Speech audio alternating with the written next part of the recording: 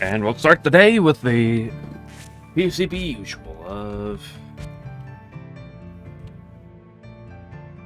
fighting Alice.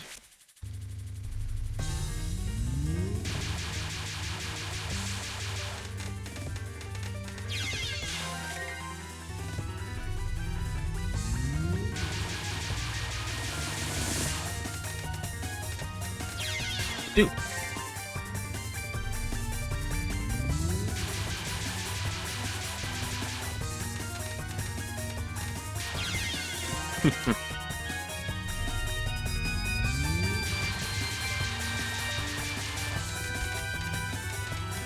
I can hope that's how it's going to be.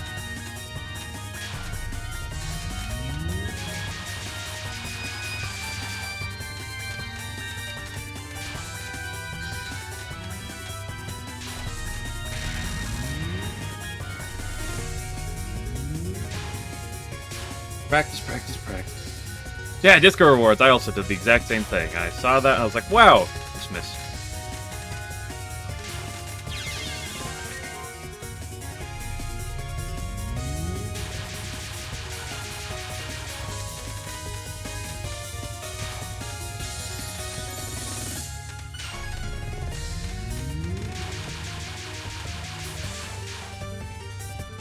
She put herself in the corner.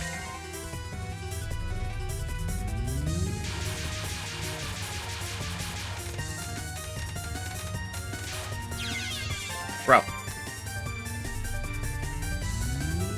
They can't all be singers. Yeah, the problem is when I sit here and I'm like, and generally no days are zingers.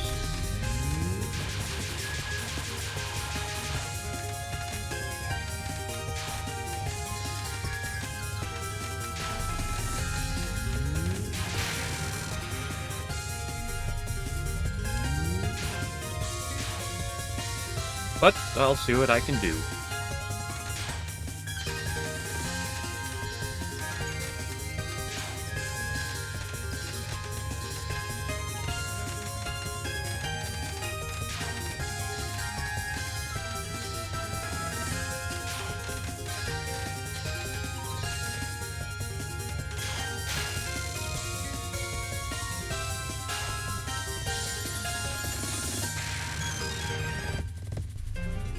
Some TD, nice.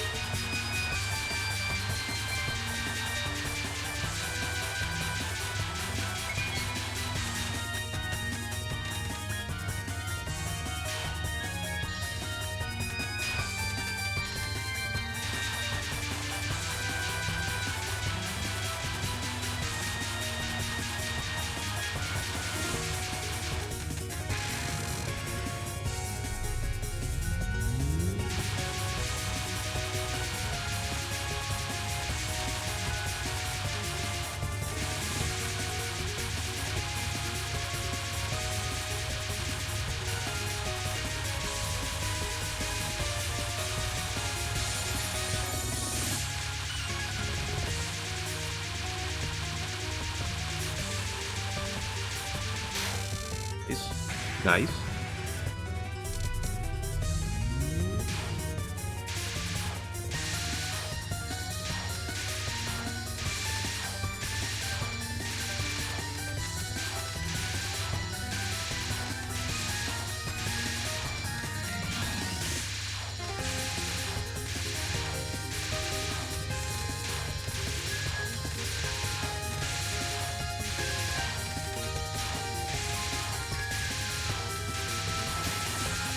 Hey, there we go.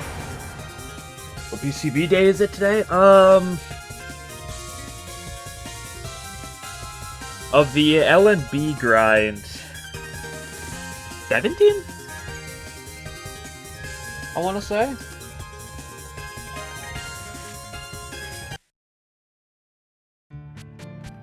don't know for sure. I'd have to...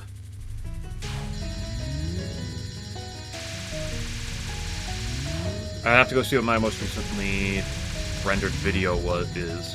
I think the last one I did was 16. This is 17, but I might be mistaken. But I'm around that part. That is of the LNB grind. That does include the couple days with on the extra stage.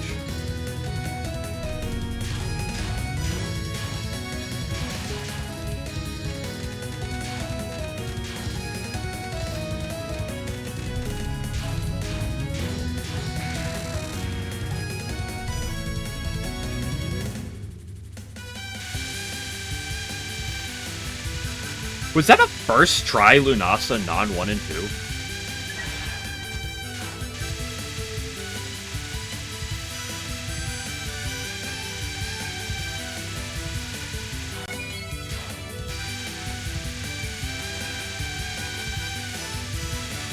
That's pretty cool.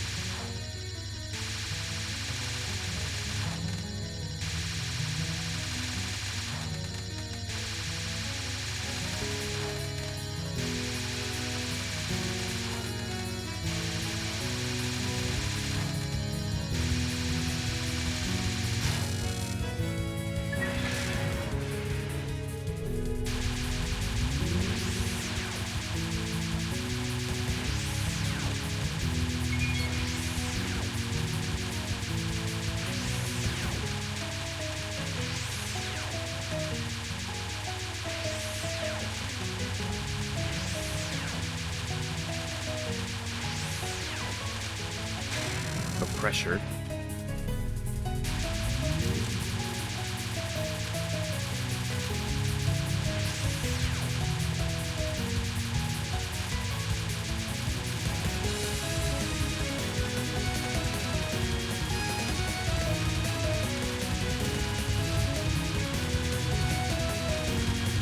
Ah, yeah, I cut him early. Damn it. Why does this stack have to be difficult? Oh well, you know, first try, one miss, Prismriver is very nice.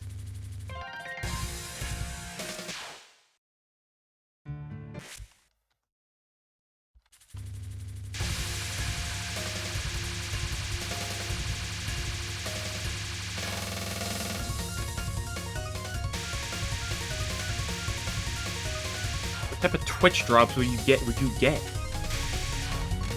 Bro's gonna unlock alternate skins in Touhou watching me.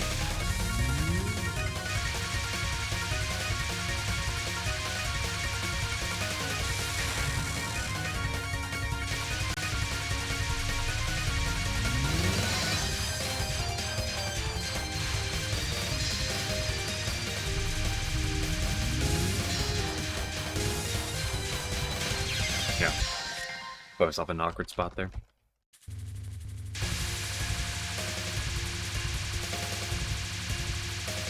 The most off-screen... Are Yomu Non's the most off-screen a bullet has ever spawned? It's a good question.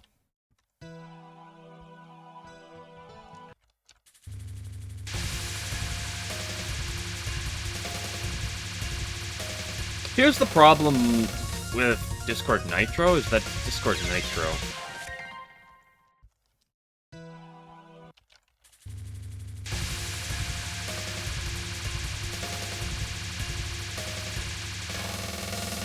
Yes, the Touhou 20% DLC. Was that'd be genius by Zune. Make shot types DLC, but specifically make the DLC ones like the broken ones.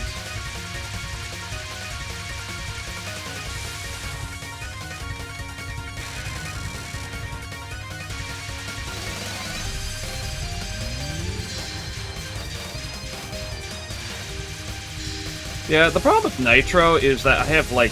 What the... Oops. That's also a fair point, that it does go to Discord, and, like, I'm gonna give Discord money. That's also a good idea. Hello, 11. Yes, Discord is not the worst thing out there. That being said, I'm not paying a monthly fee for emotes across Discord servers.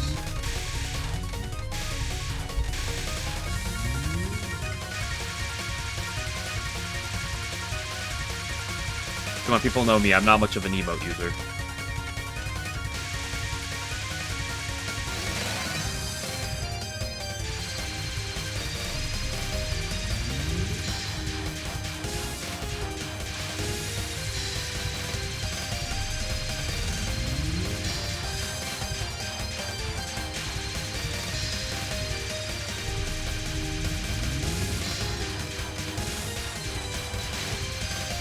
Everything that I kind of have like an interest for and using with Discord, I can use for this is awkward.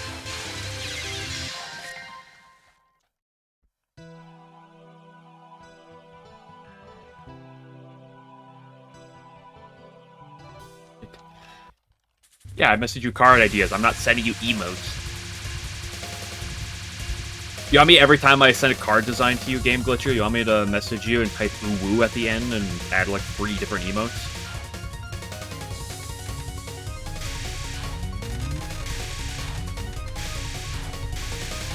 Killed a major part of the internet. What's that major part?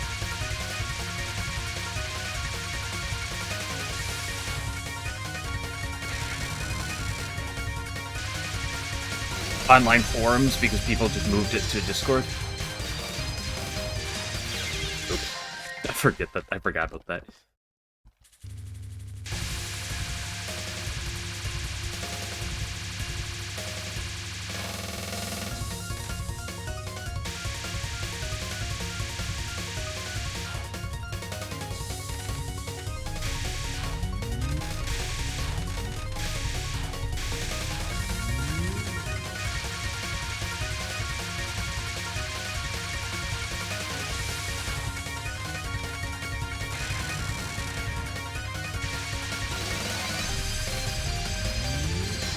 I don't know, I've never used Discord for community stuff, really. The only thing I used Discord for a long time was me and my... Frick! Was me and my friends used Discord for the sake of, just... Because we used to use Skype for when we played games online, but then Discord came along and made that a lot easier. And that's literally what I've always used Discord for. Yes, nowadays I have my own, but that's about it. Poopy butt.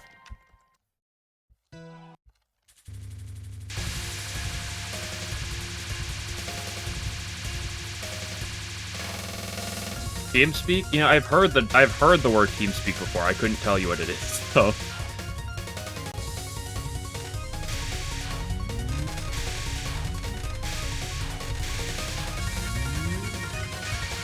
Listen, nothing beats like 8 years ago playing games online using Skype.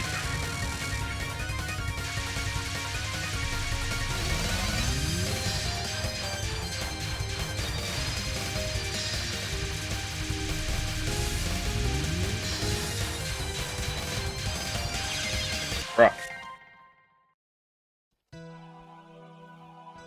Why do you look like that, young? Why is your left eye so much bigger than your right eye?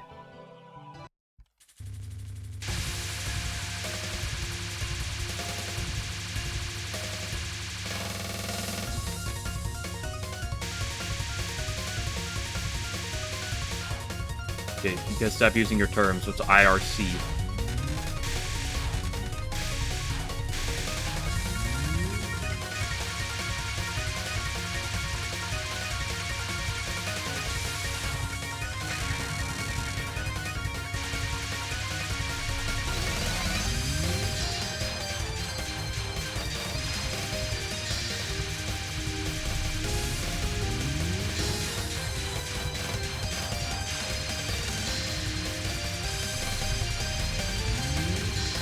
Hello?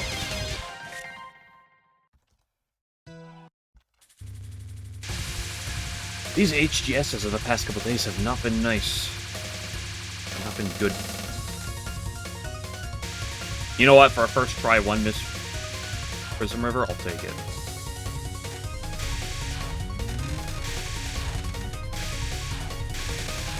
Internet relay chat. Do not know what that is. I'm too much of a zoomer.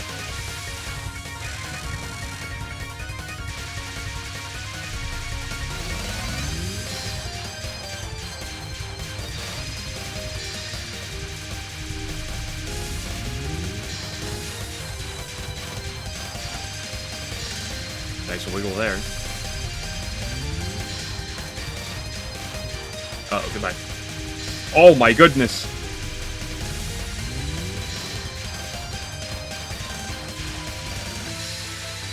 What a move!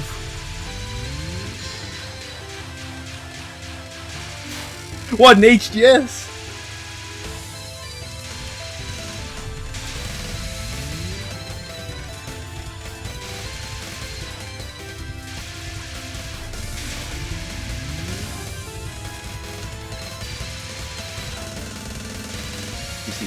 The hitbox suggestion, yeah. To be fair, most Touhou games have hitboxes that are suggestions. USD is kind of the exception, where it's like your hitboxes aren't actually hitboxes; they're thin air.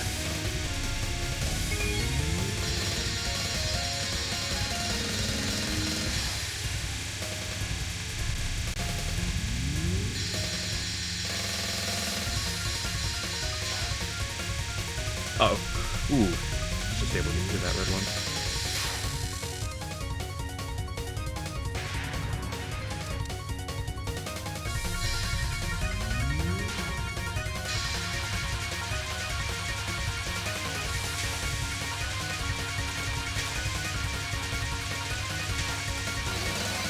To be fair, the one really just like bad hitbox in USD is the knife one. Like, generally speaking, I don't think USD has really that bad hitboxes. I'm pretty sure it's... Correct me if I'm wrong, but I'm pretty sure the knife one is really the only, like, kind of suspect one.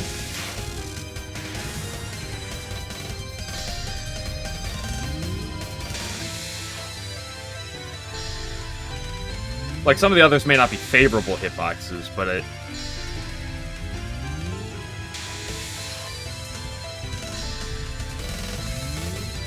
The knife one is really the one that makes you look there and be like, why...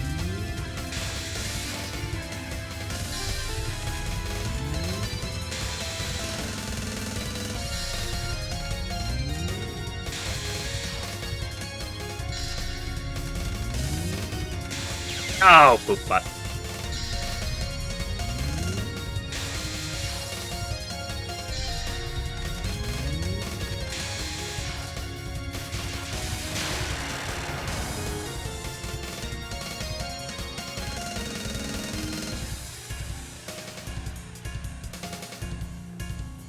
No, I don't think the placebo in USD.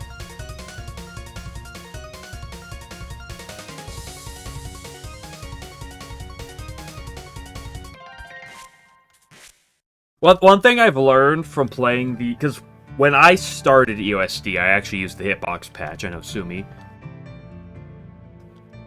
One thing I learned with what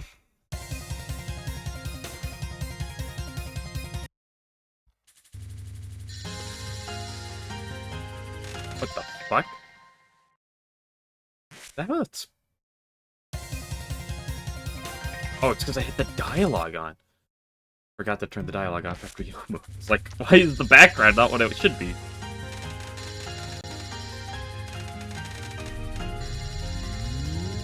I think one thing about USD is, like, some people may overestimate the lack of visible hitbox. Oops. The amount of times I look at hitboxes, or I look at my hitbox, is practically non-existent nowadays. even in USD. Like, you just learn to play with it. You don't look at it.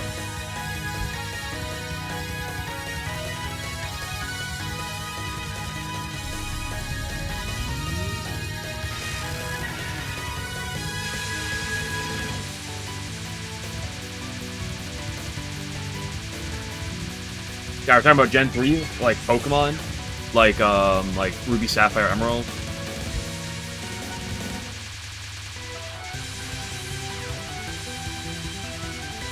Leaf Green, Fire Red.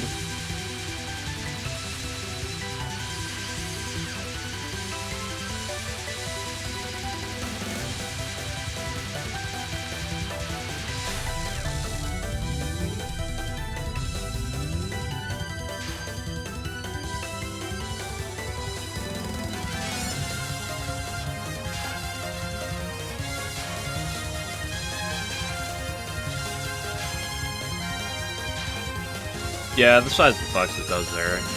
You can really tell. You can really tell this game's got some very favorable hitboxes with Eco's butterfly bullets. Ah, shit.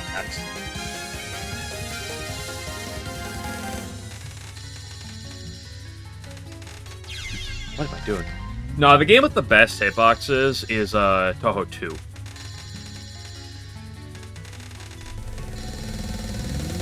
Eastern Wonderland has some pretty good hitbox design, I must say.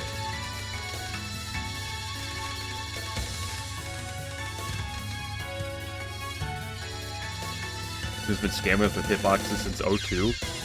Been scamming us with hitboxes ever since Highly Responsive.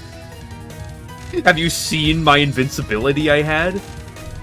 I'm like trying to die on purpose and I just like walk into the bullet and there's just nothing. Or I walk into the yin yang orb.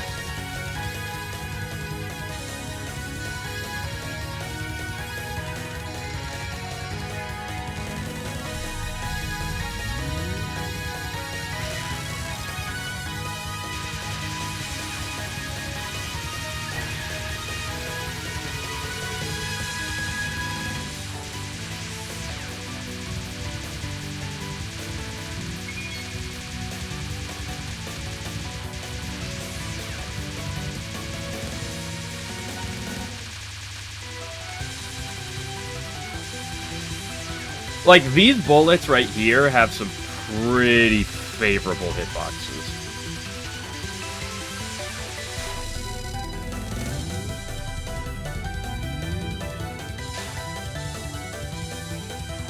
Lasers can go to hell.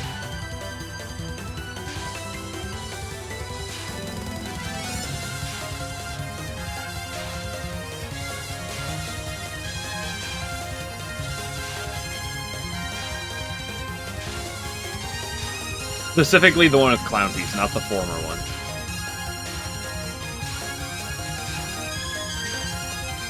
I'm panicking. I'm so bad.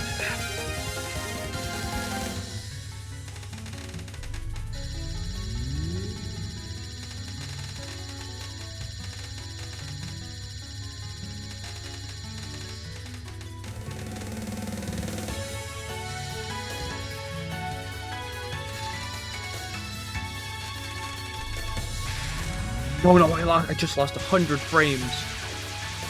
It's over.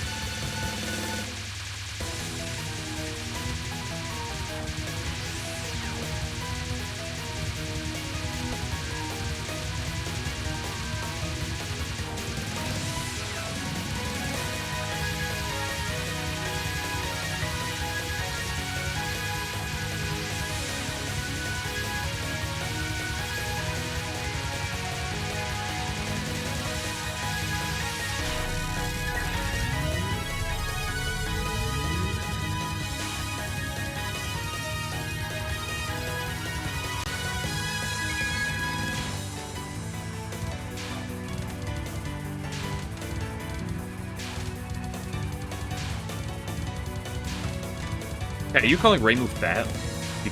Are you calling young Reimu fat? And now in her olden way, she's actually skinny?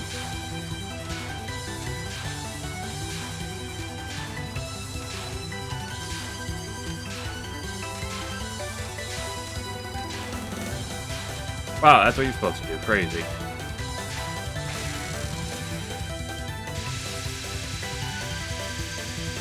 Rest in peace, Rainbow Box. You will be missed.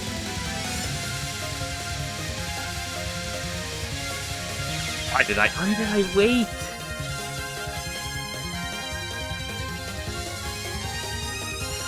MRSA fans stay seething.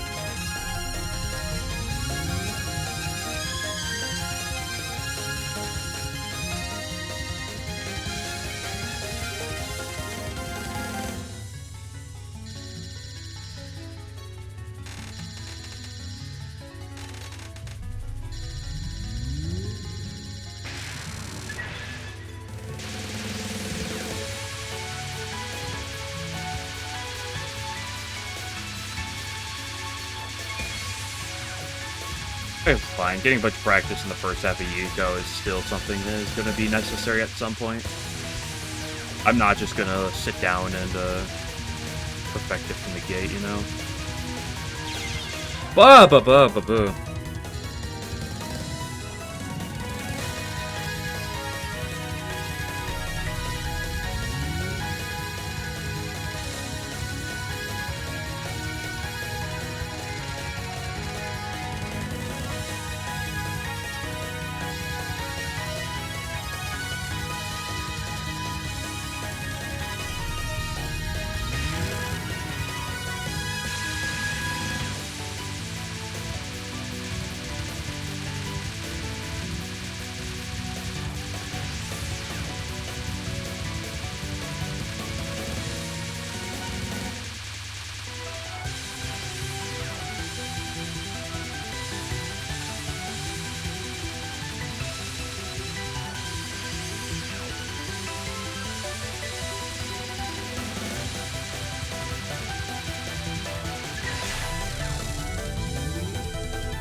What games are classified as Gen 2? Is that like Mountain Faith SA?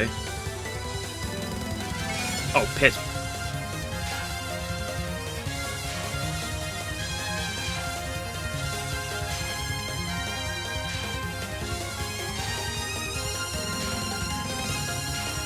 By the way, I believe that Persuasion Needle doesn't have to cut back during its attack, making it essentially free.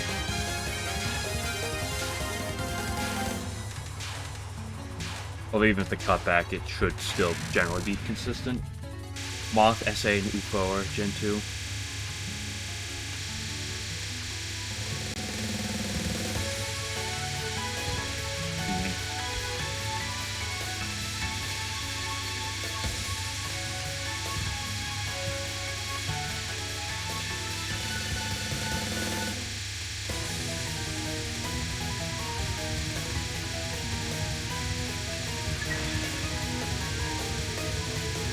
Knife, no, my favorite.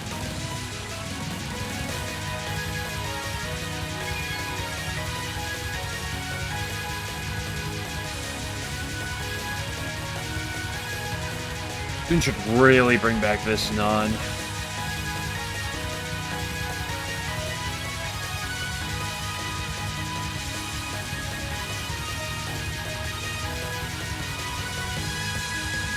It's just so weird. It's not like the way the knives work. It's like they have like aimed properties at times, but it's kind of just like weird to predict. Like, I mean, once I've dealt with it enough, I kind of like know it, but it's really like kind of weird.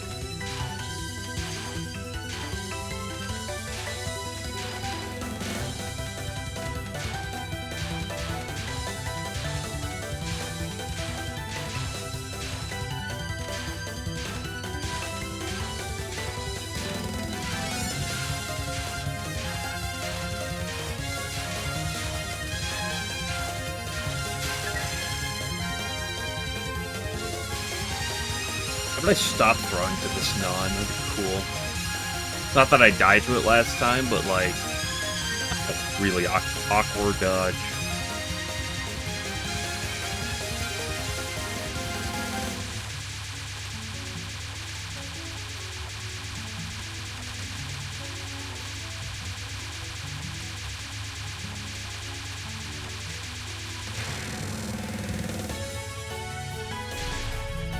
Yeah, I do kind of miss having the A and B shots. I do really like what Hidden Star did for its different shots.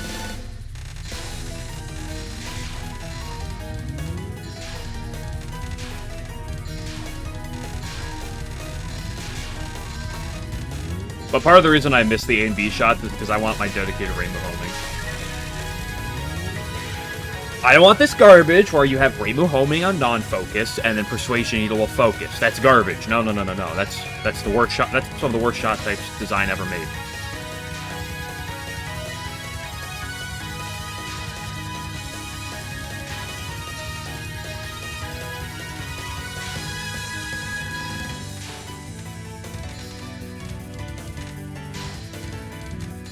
Oh, poop.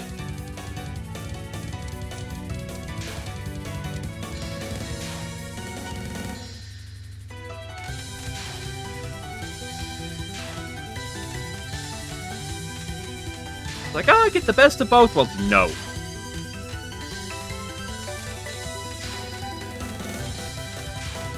If I'm not getting my homing while focused, I'm upset.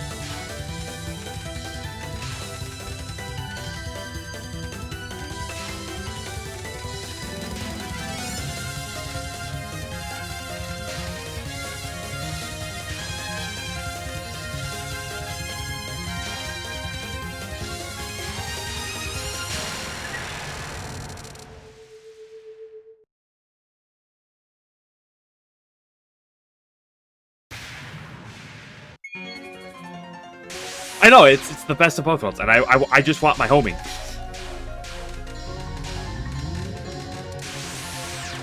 I don't like having to play around and unfocus and shit when I want my homing effect.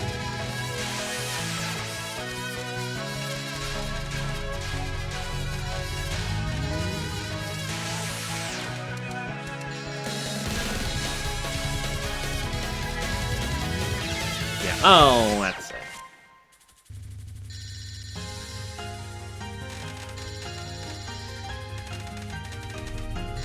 Because, like, there's a reason that the homing versus the Persuasion Needle exists. Hey, you want the homing? Cool, yeah, cool, here's your less damage. Hey, you want the Persuasion Needle? Cool, here's your shotgun ability that potentially out-DPS's other things, but it's a shotgun in order to get that. And then they just kind of, like, combine the two, and it's like...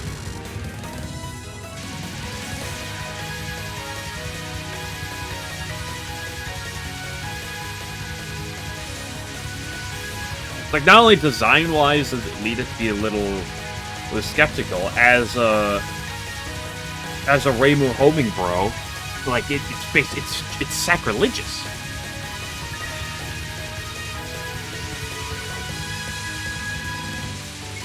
Oh, actually...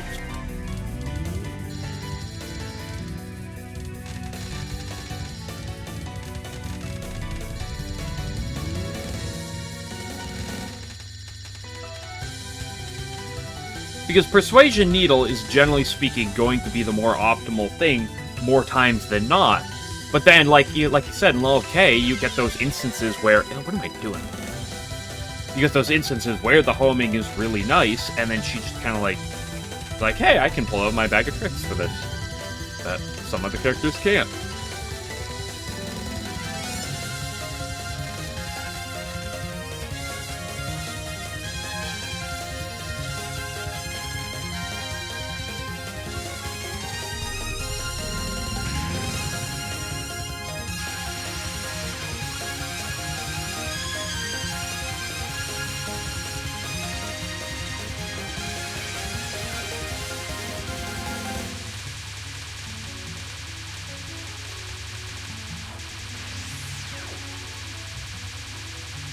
I mean, I like the idea of, like, okay, you want the Persuasion Needle to make Junko a better time? Go for it.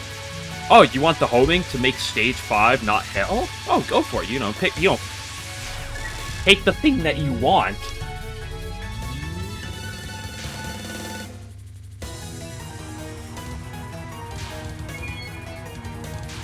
Pick the design that, like, plays better around to you, which most of the older games have.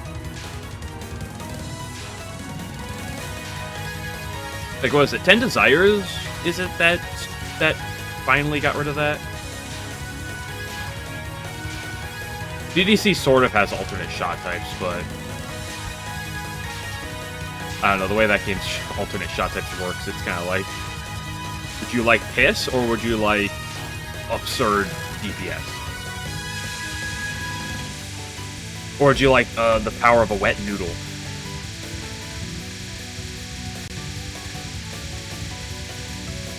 Would you like Sakuya's ability to deal 10,000 damage and slow down things slightly? Or would you like to be stronger than an African? And that's generous.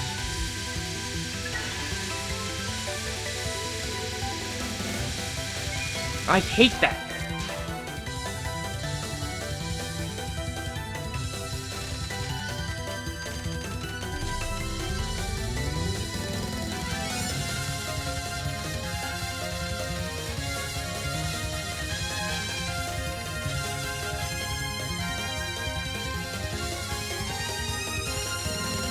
Yeah, TD, doesn't, the difference, it doesn't really matter.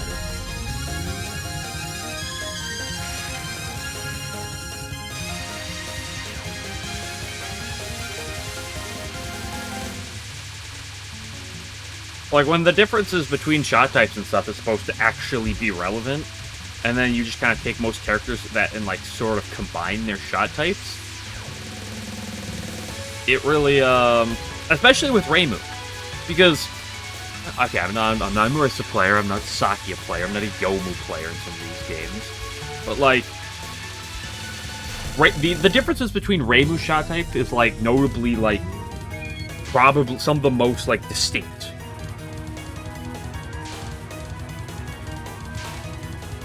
In its, like, in what it offers, right? Because, like, the difference between the homing and the normal is, like, it's there, it's really noticeable. And so when you just end up combining them.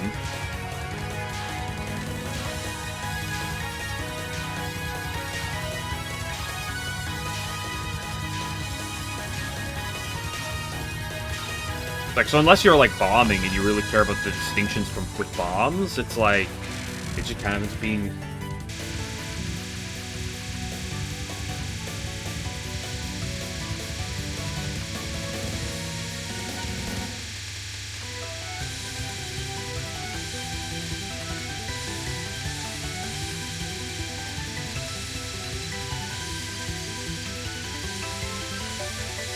And then you kind of have what Wily Beast did, where it's like, what if we gave everyone the same gimmick? And then it's like, okay. Like, Hidden Star, Hidden Star, I despite the fact that it doesn't have the old, like, shot, why are you throwing shots? See, I'm talking. Look what you do to me. Get me to talk. Like, Hidden Star doesn't have that system, but I really like it, and that's like, hey, okay, you kind of, like, you have your innate thing, and then you pick one of these. And it kind of ends up being a little cool.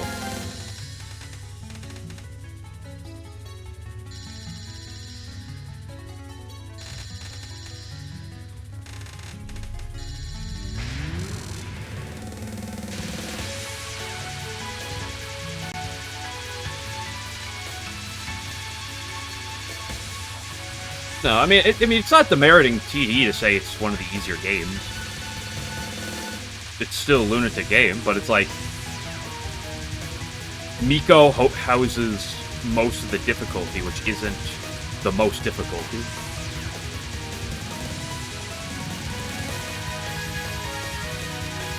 Like, one thing that definitely helps TD out is that Futo is very much one of the easier Stage 5 bosses.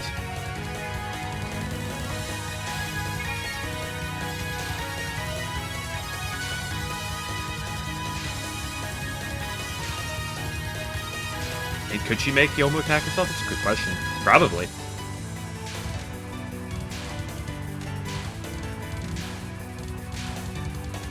But the question then is, how much does Yuyuko like trolling Yomu? Is actually the more important question to that.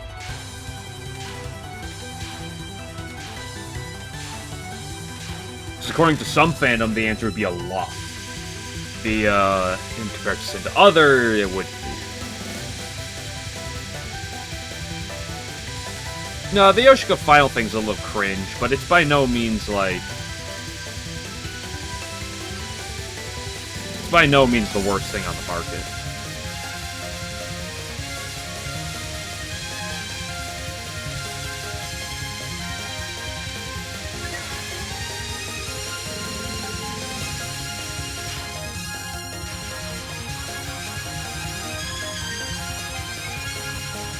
Dodge the first ball wave, then we go down. Let me sit down here and mind our own business.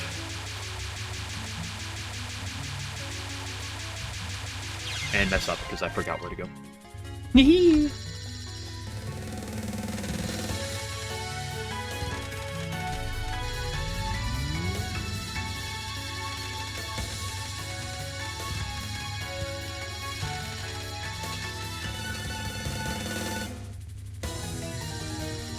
It's not ripping you to pieces. Correction, I'm ripping myself to pieces by throwing on it. It's a very samey attack, so as long as I do the same thing, I should be fine. I'm just throwing to it.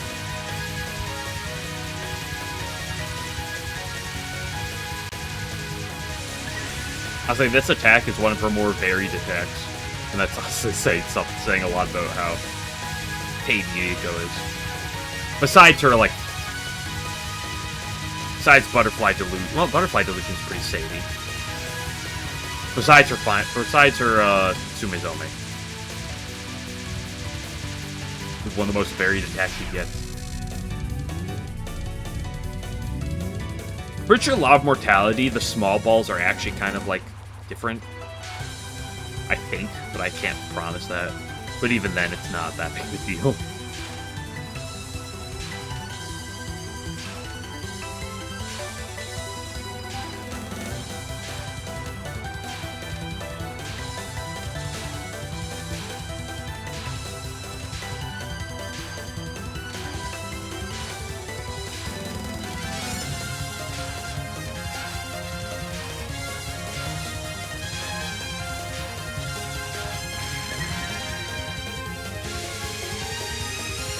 What do you think about the amulet thing I talked about? I mean, to be honest, I threw that in, and then I didn't even think about it until after the fact. I was like, that type of card is what they put on like uncommon with the whole exiling thing. Like that's probably an uncommon card, but I mean it has an exile, and I thought about it, and I was like, I feel like I kind of want to give her an amulet thing, even if it's not even that great.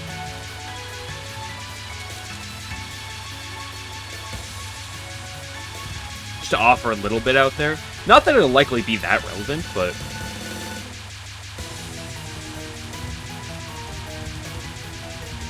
I don't think it really takes too much from her kit and from her idea to give her an unexiled source of amulet.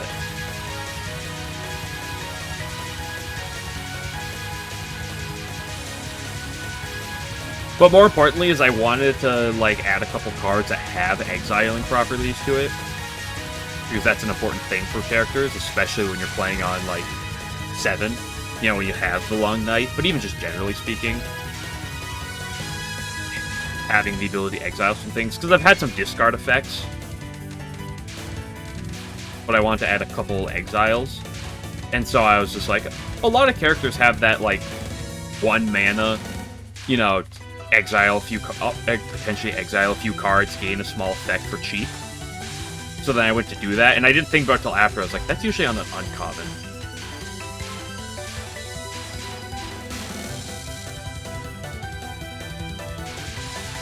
Comes from Kyoko. Yeah, I definitely agree, because, like,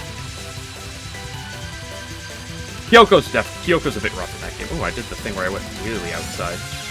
Wow. I don't know how I did that. I've done that twice.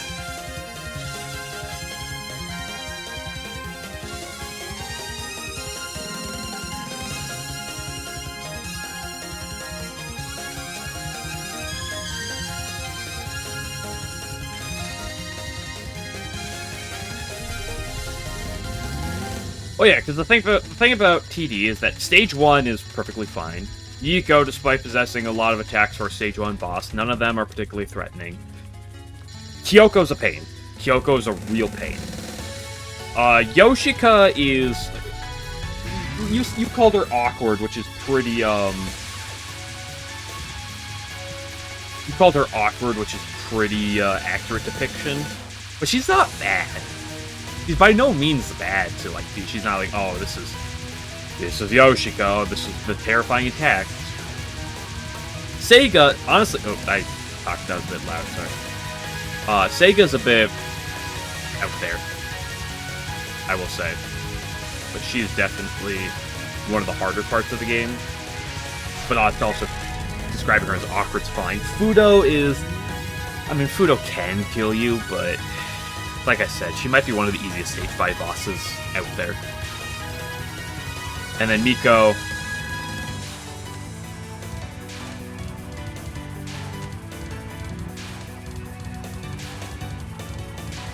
Miko's gonna kill you just because there's a lot of bullets, and she's the end of the game. So, and there's a lot of her, so, like, she's probably going to kill you a bit. Until you get really consistent with her, which you could probably do fairly well.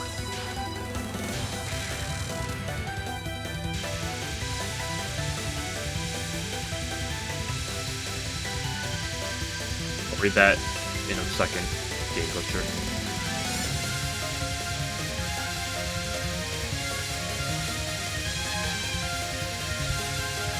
You know, I do like having played every game for 1cc, because I can actually talk about every Touhou game.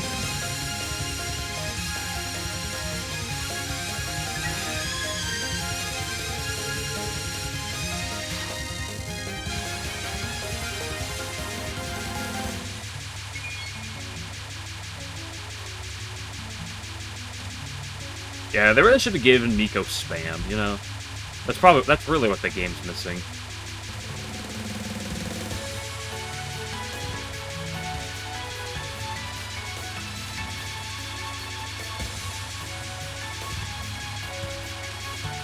They should put spam right before Miko, and then boom.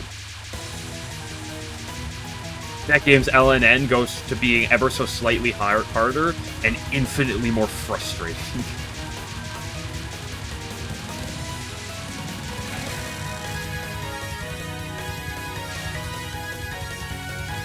Yeah, I mean, I'm doing this poorly, yeah.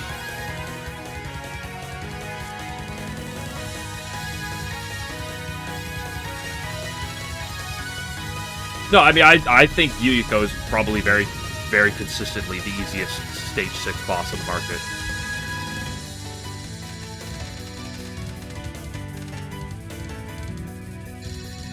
Like, the fact that you have to get all the way to Sumezome before you get a really varied attack is saying something. Like, non-1 is some of the most variable you're gonna get, and it's not that bad of an attack. This attack has a little bit of variable, but you're gonna tell me this is difficult? Comparatively to Stage 6 bosses, at least? No. Like, I'll die to it occasionally, but it's relatively a pretty easy attack. Non-2? I mean, I'm dying to Yuko, but that's just because I'm, you know, getting better. Non-2, especially if you're playing Reimu. If you're playing Reimu B, it's literally just free. I think if you're playing, like, the one Saki attack, it's literally free as well. Law of Mortality is super consistent. The Knife Non, despite being awkward, is still pretty consistent. Butterfly Delusion, you know, I messed up my positioning there, so that's just me playing it wrong. But Butterfly Delusion is pretty...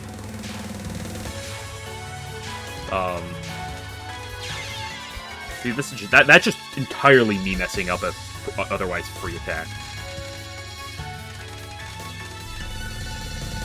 But, Butterfly Delusion is a little bit spooky, definitely, at least compared to the rest of Yuko, but it's still really consistent. I should have got to the left. The Retirement Non is very consistent. The spell after that, I don't even remember what the hell it's called, is very consistent. And her final is just more of a stress test and like a nerve nerfs test. Like, it's got some tighter windows, but it's pretty consistent, generally speaking. So it's like, it's really Sumezome being the one, like, real attack. And even then, it's not like it's the hardest attack. How many times do you have to mess up for it to be harder than I think? No, infinite now. Infinite amount.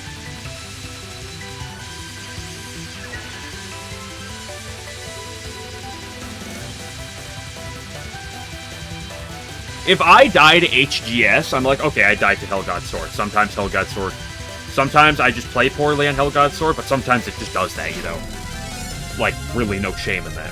If I die to Lunasa's Lunasa 1 and 2, or I die to the Prismriver final, then I am like, okay, you know what, I might have messed up, but that's also, you know, sometimes those attacks are pretty rough. If I die to anything on Yiko that isn't her last 2 attacks, I'm like, it's entirely me. Like, it's all on me. Which is why we're practicing it, to try to get better.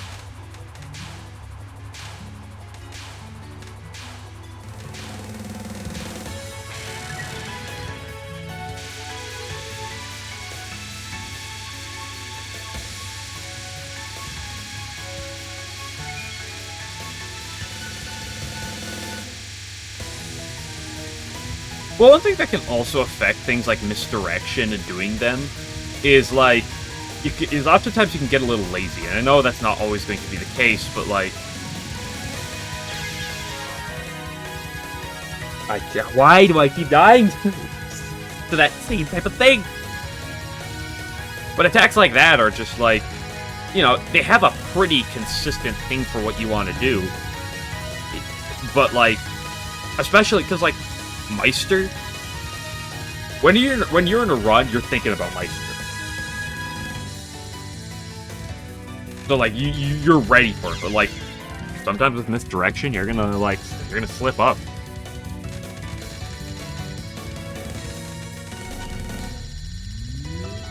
Oh, which earlier message in particular?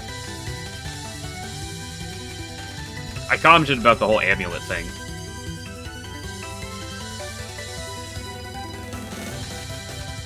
So unless you're referring to something else. I try to read chat, but it's not always easy, so if I miss something, then shame, I missed something.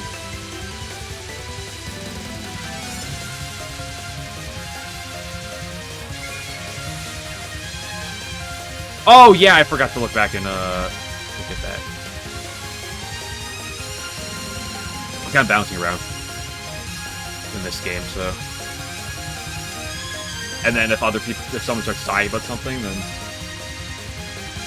Yeah, Meister is very skill dependent. Like, despite the fact that it has a lot of RNG, it's extremely skill dependent. What point do you feel confident enough to start grinding runs? The moment I, get a 1 miss Yuko.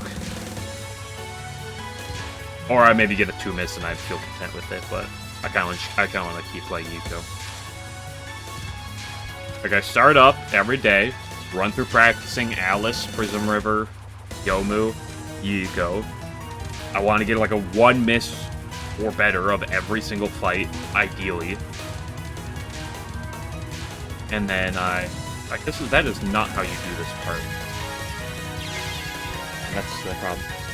Did you get a perfect Yuko? I did get a perfect Yuko. Was it Tuesday?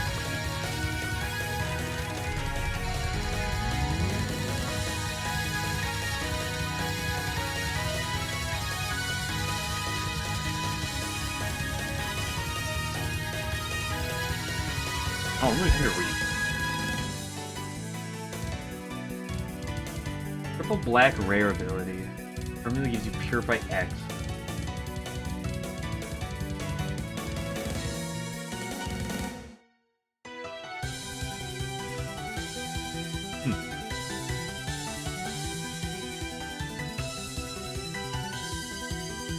I don't have too much to comment on that ability as a base. It's an interesting design, but you'd have to rip through it some more to make it more fleshed out. But I was thinking about having a card or two, maybe a Lunatic Torch card. Like, also, like, you give, like, oh, here's a Purify 2 next turn.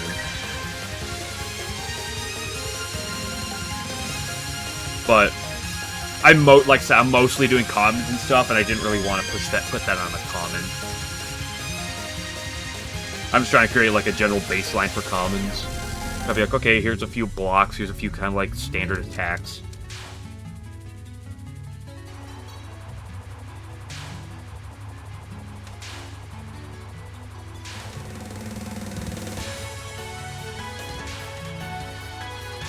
Oh, and speaking of that game glitcher, I want to run through for a second because I assume the Black Butterfly was your intention of the starting card for Clown A, and I was trying to ponder up a double red starter for Clown B, and I really liked by the end of it. I really liked the overall design of that card. That double red I made earlier, but I was like, I feel like it's a little weak, and I was thinking about maybe buffing the damage number on it or something, but I feel like that's also something that could just be done later down the road. But I was wondering what you think about that, like, card as is. At least as a broad design, not necessarily noting the exact numbers on it. So I was like, it's a common, so, like, even with 2, how powerful should it be, really? And then I thought about it, and I was like, Marissa's common double red literally deals 24 damage and a vulnerable.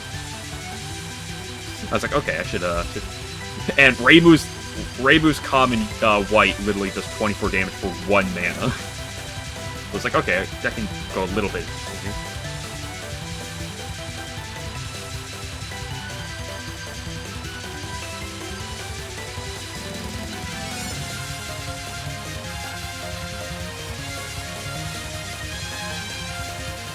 Ah, my fuck!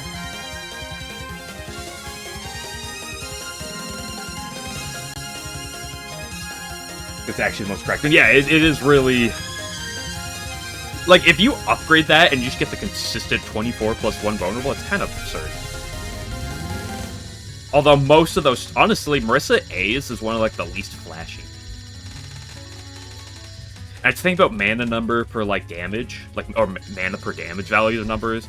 And then I thought about Chirno. I was like, Chirno literally has a colorless deal 9 accurate. Yeah, I created it. I kind of made it a little, like, weak on the damage front. And then I thought about it. I was like, I feel like it's a little weak in its current state. But again, that's one of those things that you have to play with it later. Like, the high roll potential is kind of nice, but... I thought about potentially just buffing its base damage numbers a little.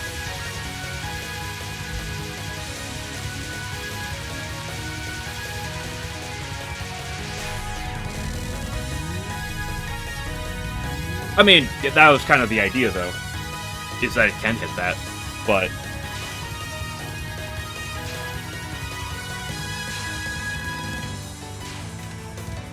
You got to also realize that a lot of the basic starting commons do have their really good high rolls.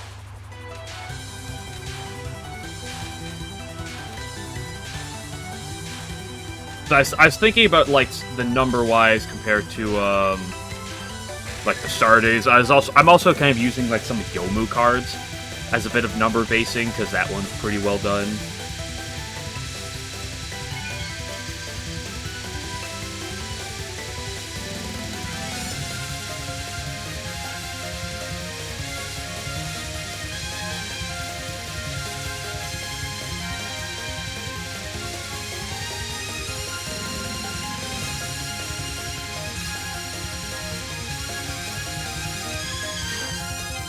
I guess you could make it, say, instead of 1, you could make it cost, say, like, 1 or 2 less. That's not a bad idea. That still adds some high rolliness, but it does help the low roll a lot.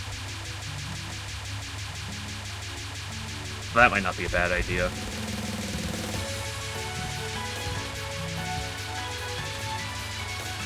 I don't know. I really like the design idea for the card, because it also kind of plays to what like she wants to do. You know, it inflicts the ailment, the debuff, and then it lets you go in with another thing for even more potential damage.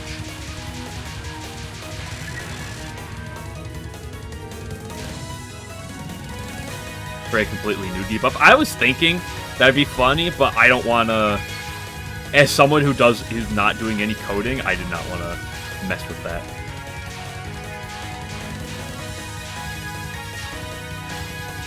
Although I did have a question for you and Domikos.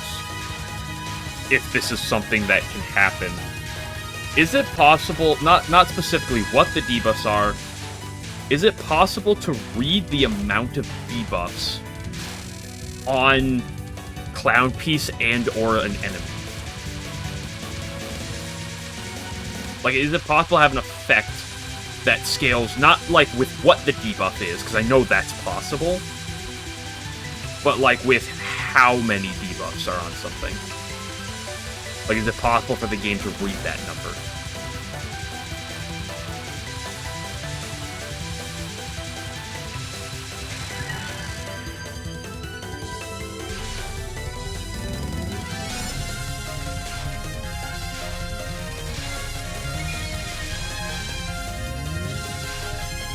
I was thinking with that, it'd be cool to have a card or something that just like, especially because of her potentially debuffy nature towards herself and towards enemies, having a block or a damage card or something. You know, there's some ideas that scale with like how many debuffs are on someone, are on like the enemy or something. But there's no like there are cards that react to certain effects, and there are abilities that like react. Hey, does this thing have vulnerable or something? But I don't know of anything that reacts to like just simply the number. Because there are like debuff cleansing things, but those do not like those aren't specific to a debuff. Or those aren't, like, reading through every debuff and being like, yep, that check, just clear this or something. It's just, I think it just reads whether it's classified as a debuff and then cleanses it. And then there's that Yomu card that does specifically target several things to, like, remove them from enemies, but... Oh, shoddy.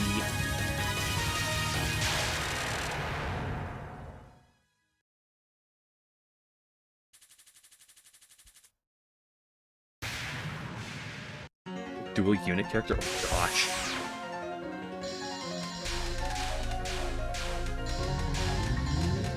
This is why I like just sitting here and being like, oh, here's a couple old card designs. Give the game glitcher and say, we'll see how they look. I'd love to sit down and potentially try to craft my own character. But I'm just too busy to figure out how to do coding and stuff. I'll be more than content enough sitting here just being like, oh, here's some cool card designs.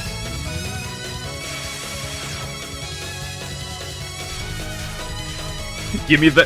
What do we type up for dual characters? Give me the triple. Give me the Prismriver combo.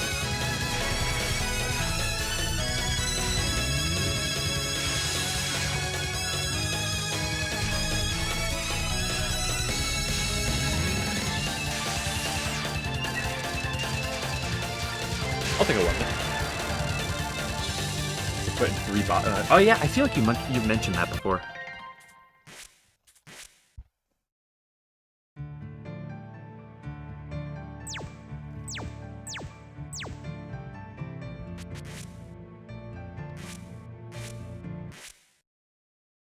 Back to Letty.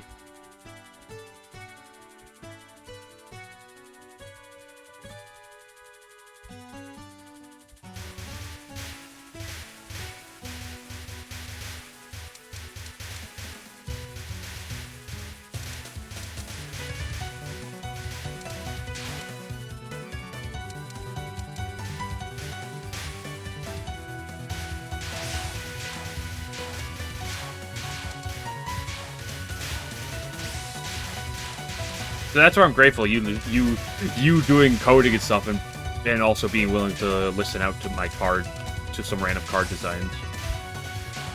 But yes, we will not stop till every character is in Lost Branch. Where's my Reimu Marissa combined duo mod? Huh?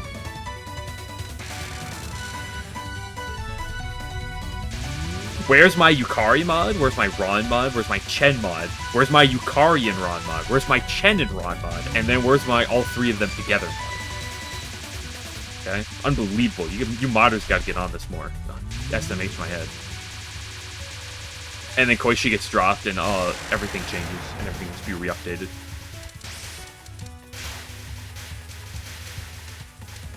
I really like the existence that Lost Branch did with adding the hybrid mana, because I think that makes creating some things a lot more interesting.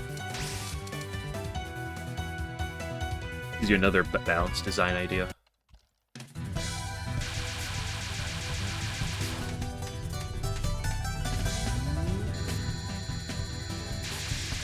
I don't know, Game Glitcher. I already feel like you having a Lunatic Torch idea that alternates a lot of effects of cards and stuff is already a pretty out there type of thing, comparatively.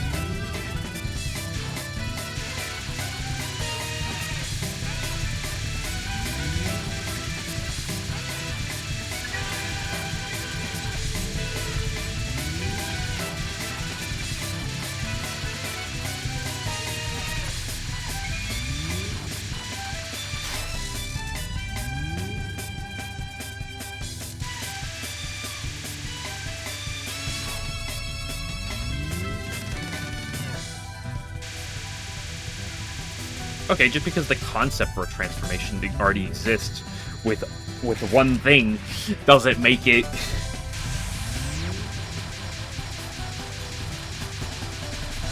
Oh, well, this other mod character has an attack that has a transform spell, so, So yeah, I'll just make a character with 20 cards that transform or something. I don't know how many at the end of it's going to have a Lunatic Torch effect, but... Yeah, that's fine. It's nothing really.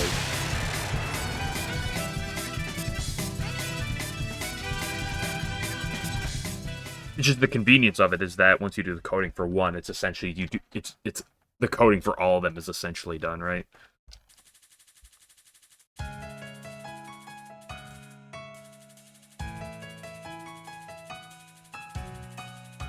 Oh, I wonder how easy that would be designed.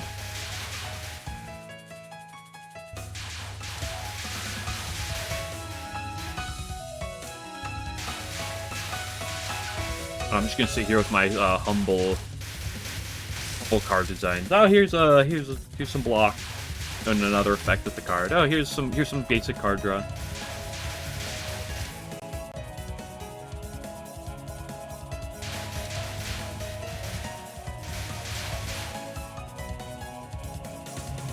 Is there any exile build type? Well, there is. I mean, a lot of yellow. Okay, I always call it yellow. A lot of the white cards have exile effects, and there's that one rare, Noctilay's Nest, which deals 20 damage. If you have 8 exile cards, deal that damage again.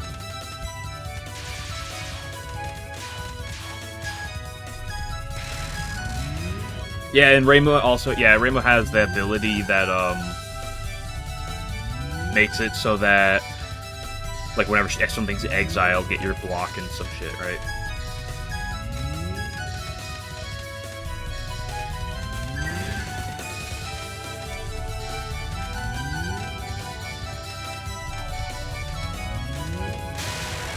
But going super hard into exile is a little weird, because exiling is innately kind of nuts. Like, one of the thickest things you can do is just thin your deck down to a super consistent set of draws where you're drawing the same things, like, every turn, and then you just kind of, like, go off. Like, there's no reason why removing cards from your deck and exiling is so powerful.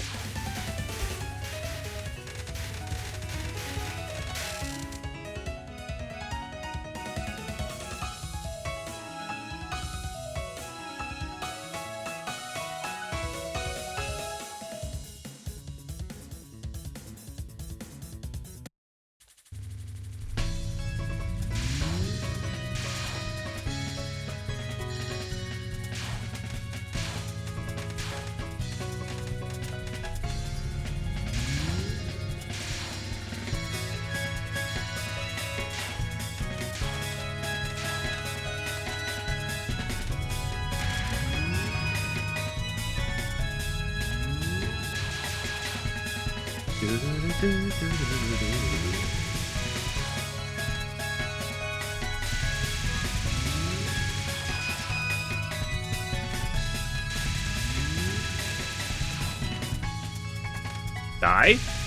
Hello? Thank you.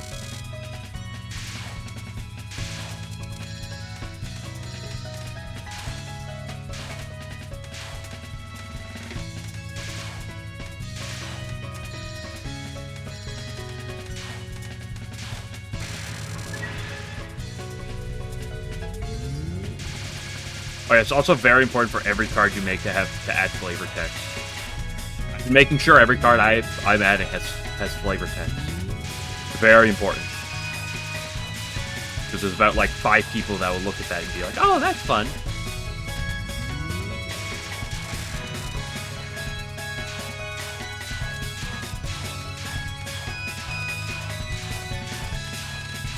Especially when I have a few random flavor texts that sometimes reference random things.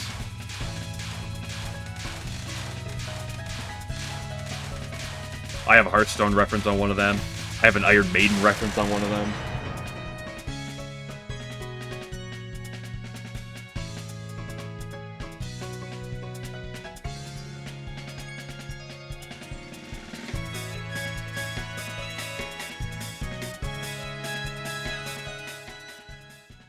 Yeah, I have the Brazil and Detroit thing. I had that. I love that. I really wanted to design a racetrack card. And I really like the card that exists. I don't know if it's... I don't know how, like, good or bad that card is. Innately, that have to be played with a bit, but I really wanted to design a racetrack card. And then also reference Detroit and Brazil on it. Some people might get the Brazil reference, because that is the more commonly referred to thing that comes after racetrack. But the Detroit one is literally just here in my chat.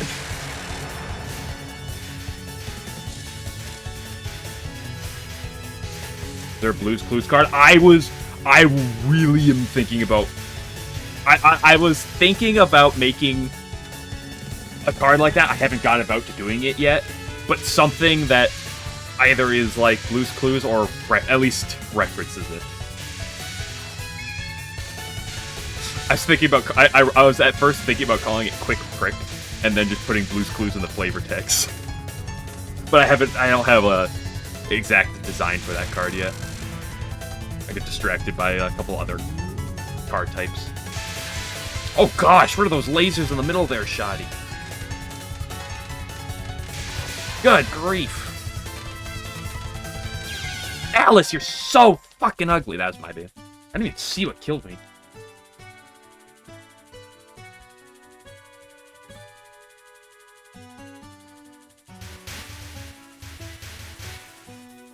Blues, it's Blues Clues.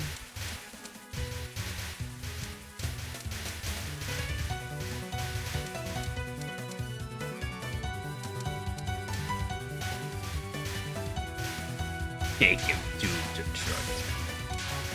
Poor Alice. It's not my fault she's ugly. Okay, why do you think everyone leaves her? You know, she gets people in her... You know, she, like, helps people. They say her help, but then they flee. It's not because they're scared of her or anything. It's because they think she's ugly. That's what it is.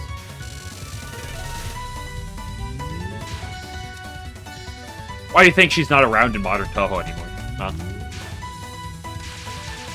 Oh, when was the last game she was in, huh? Marissa stopped hanging out with her because she's ugly. That's definitely what it is. She's weird. No. It's because she's ugly.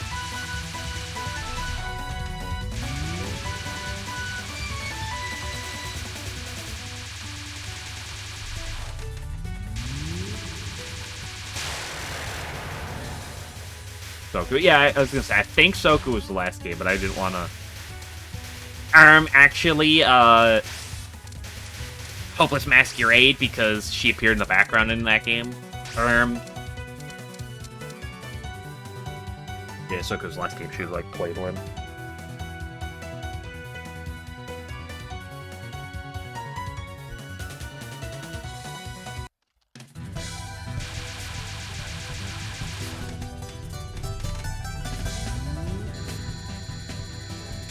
I'm glad there's a distinct lack of know-it-alls that come to my chat.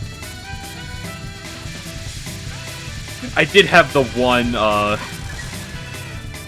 it's not Touhou puppet dance performance incident, but that was about it.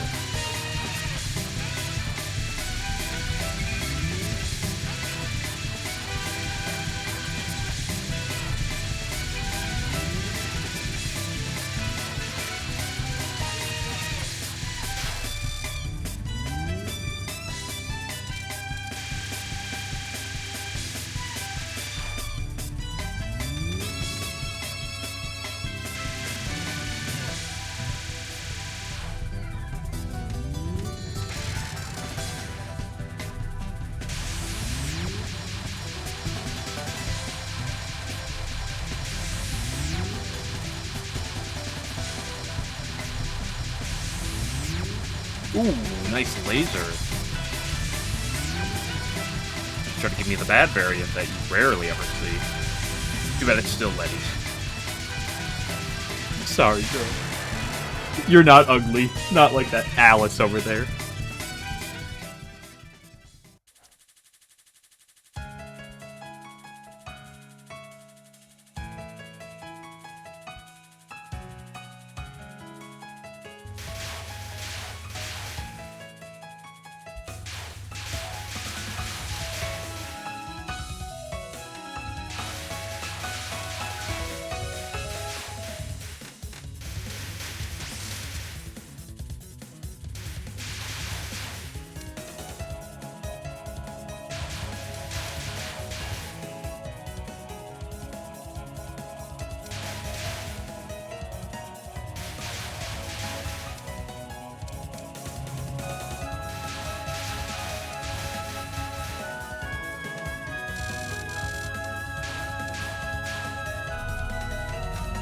Why do you spin?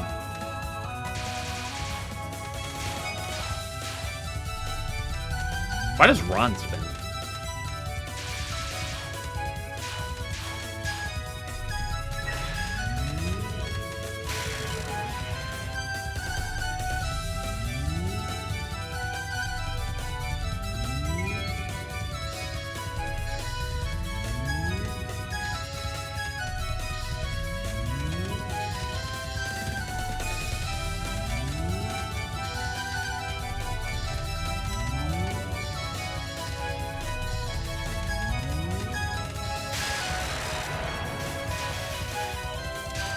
Oh, because you probably thought it was funny. I mean...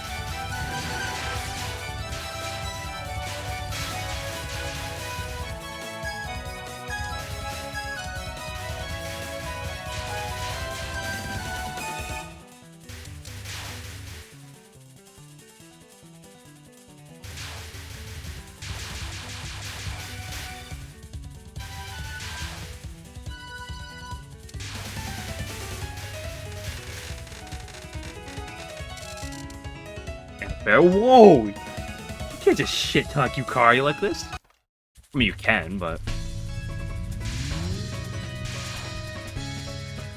Yukari is a far better sage than Sen could ever dream of being.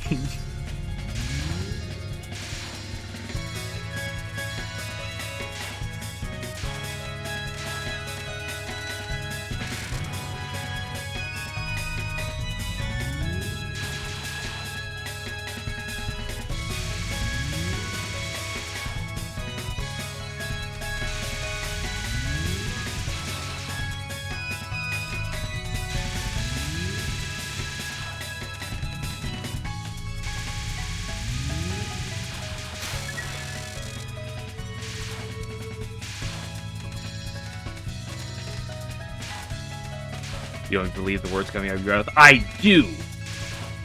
Because I have yet to actually read anything with Kasen in it.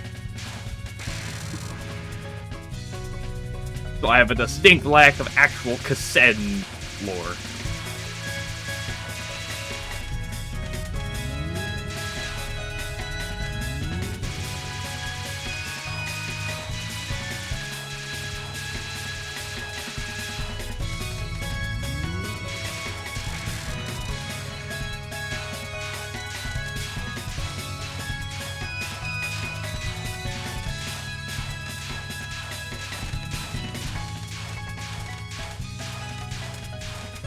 Don't be a bastard, Chen. Don't do it. Don't do it, Chen. She really thought about there for a minute. She really thought about there for a minute. He is undisputably best stage, clearly.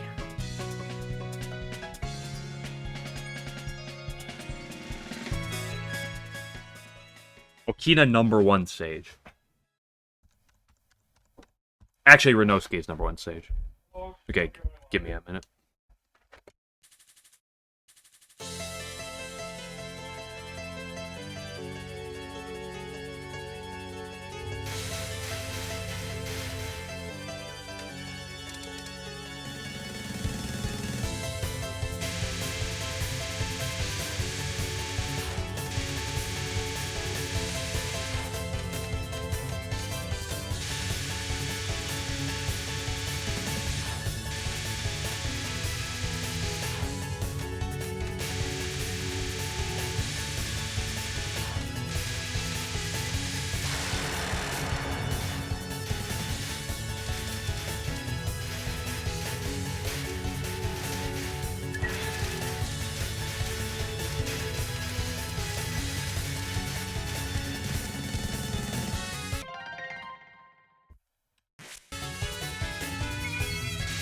Okay, back now.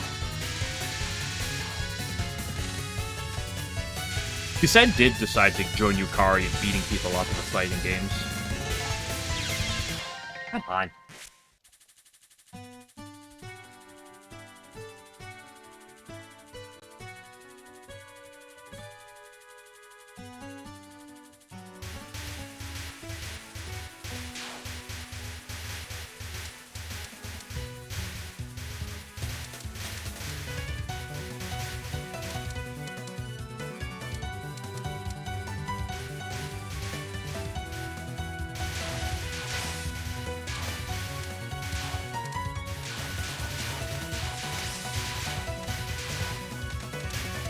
Yeah, but why would you ever need to protect Reimu when she can just bust out some nutty power and then just beat anyone?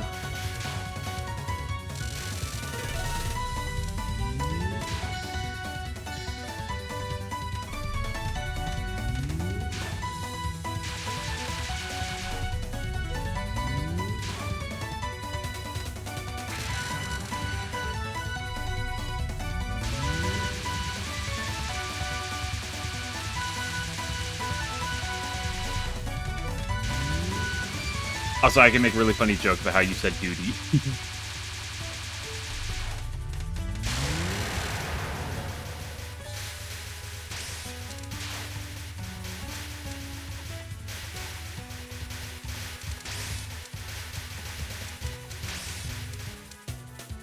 Didn't Reimu almost die from food poisoning at one point, though?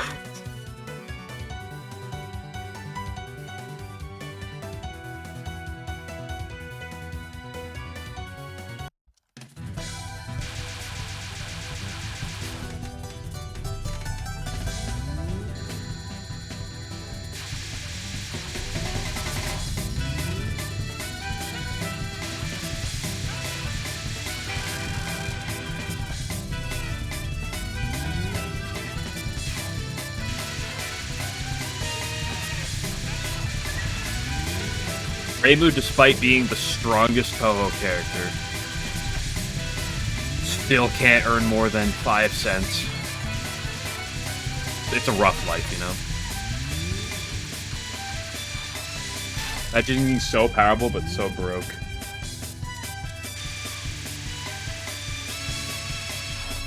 I mean, you don't have to defend it from a story writing perspective, you know? Or perspective, I don't know, I said perspection.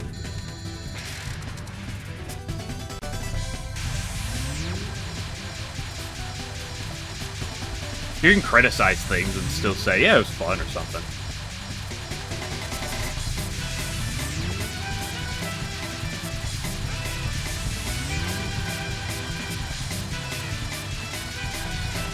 Is Renosuke getting absurd, like, fucking, like, Nanosuke powers in Labyrinth realistic to Touhou? No. Is it really fun? Absolutely.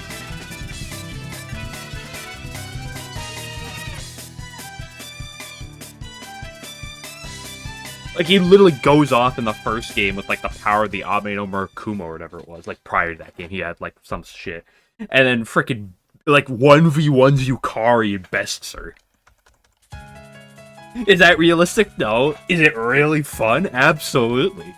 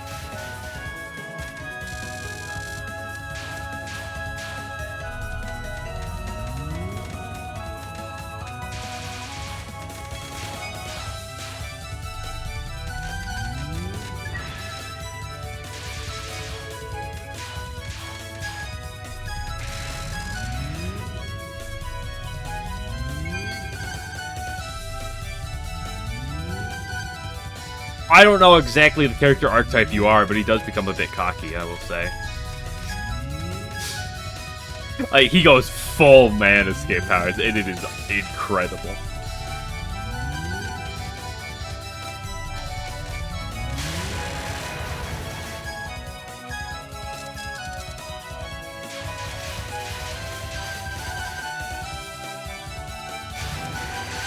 Too bad Labyrinth doesn't have voice acting, because the bad voice acting is always cherry on top. Or just the really out-of-place lines.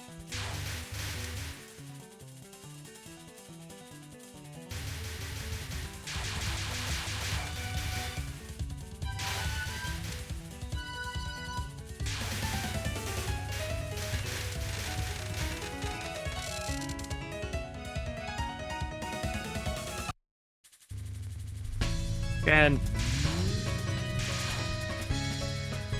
I wish Chen meowed in this game like Orin does.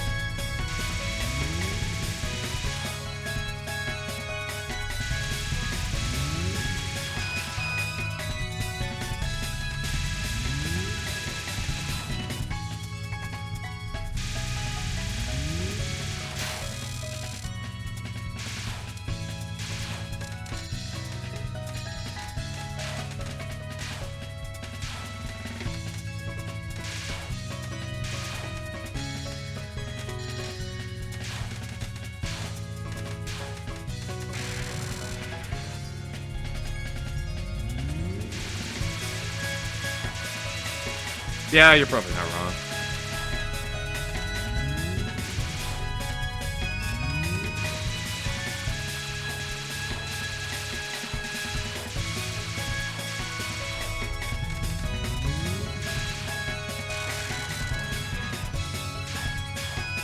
No, how it would be is how it's like, if there was voice acting game like that, it'd be like 90% of the cast would be kind of like really mid. VA at best, and then there's that just like one character where whoever did it like put their like soul into it, and it's just like so good.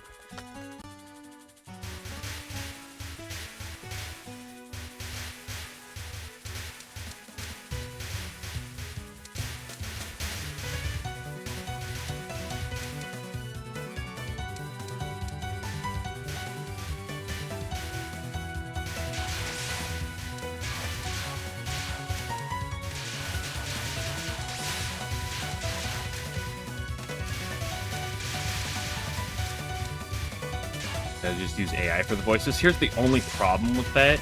It's like, where do you find the base for the AI, right? It's like, what do you inspire actors? Like, Touhou doesn't have voices.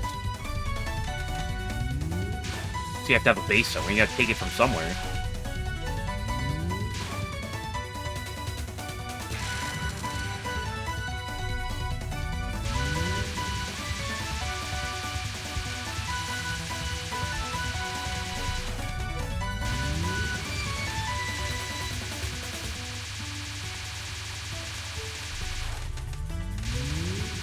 haven't seen that much, but the bit I've seen, I do like a lot of the voice actors for at least some of them. Some of them are a little whatever. Some of them I really love for M1 Grand Prix.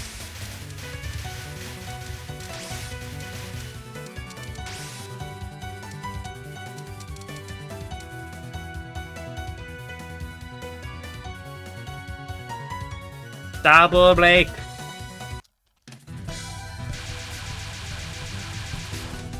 I have not seen that one. At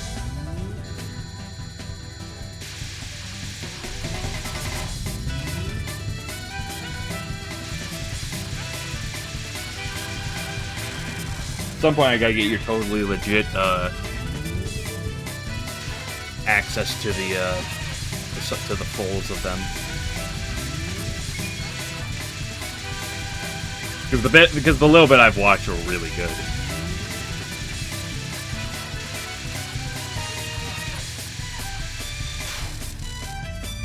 Although you do really have to like that style of comedy, and it's not for everyone.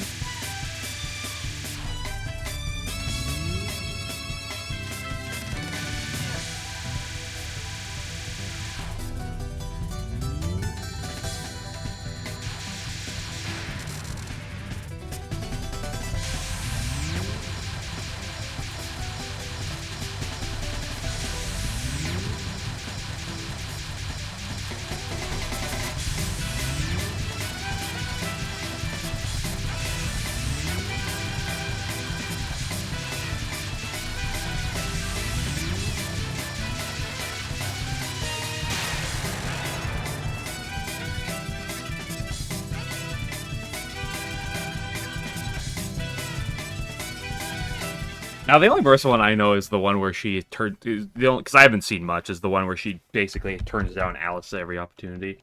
Oh, it's the... And then they do the play where she's selling the house to Alice, I think. No, or was it the other way around? Actually, I think it was the other way around.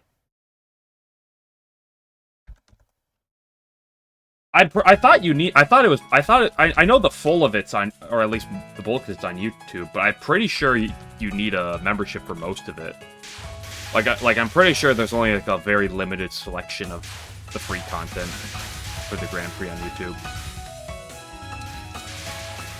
At least when I watched a bit of them like early this year, like back in like March or something.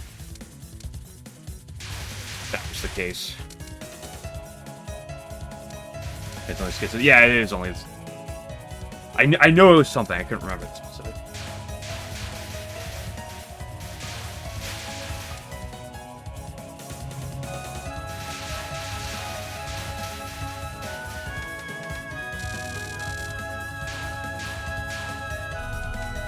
So is it even a Grand Prix? Is it just a Prix?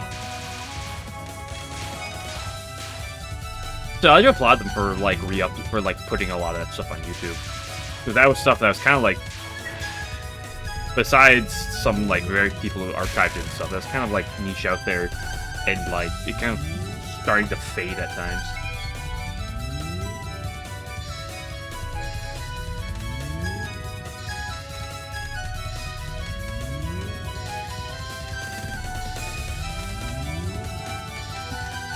Group Discord Grand Prix watch sesh. Let's go. Slay.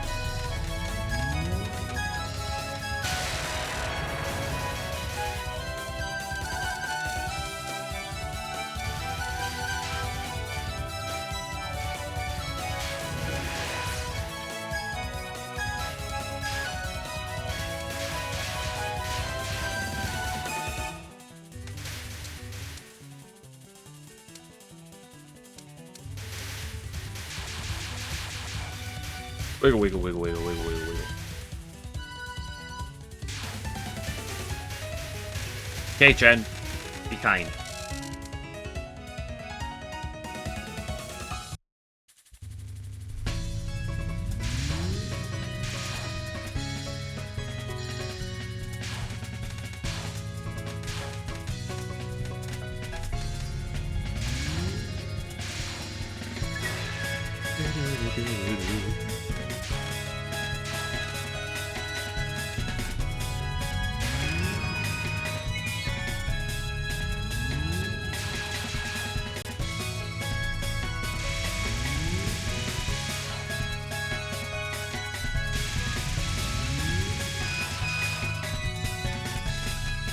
Hello. Hello, awkward.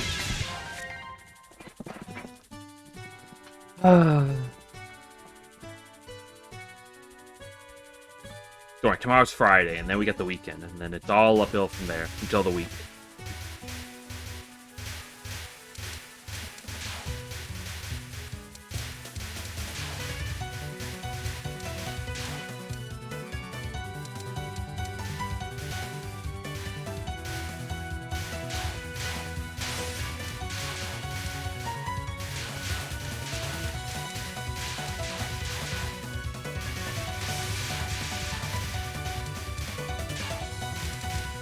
Did I miss it? I think I missed it. I might not have.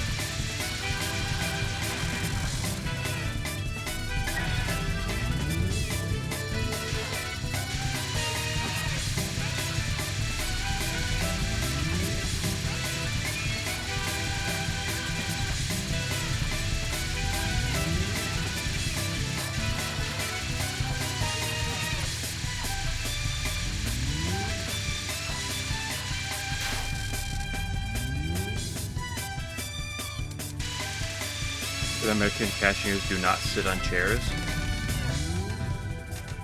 At least the ones in my area don't.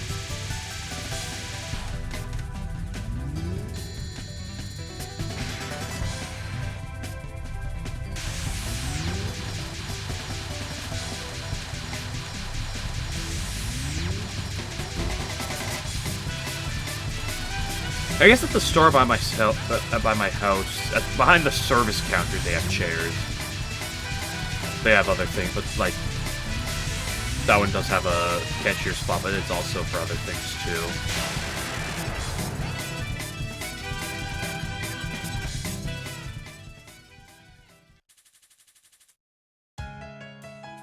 I don't know. If I was a cashier, I definitely want to sit probably for a bit, but I think for too long is a pain.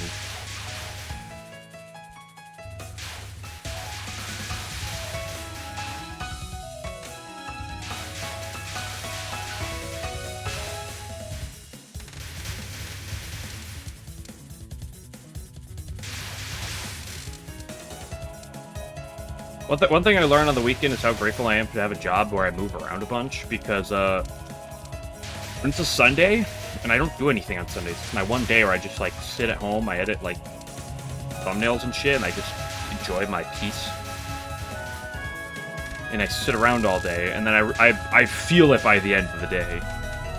I'm like, I gotta go do something. I gotta go, like, vacuum and clean part of the house or something. Or else, like, I just can't sit all day. I get that at work occasionally, too, because I'm on a forklift, like, half the day. And if I'm ever on there for, like, most of the day, by the end of it, I'm like, I just want to get off and, like, do something, just, like, walk around.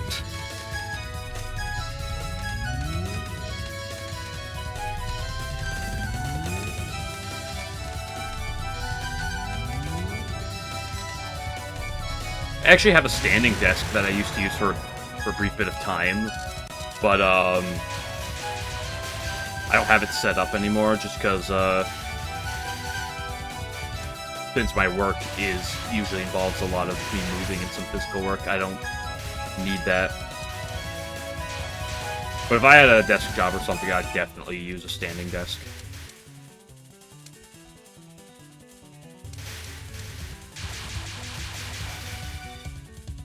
At least for when I'm at home.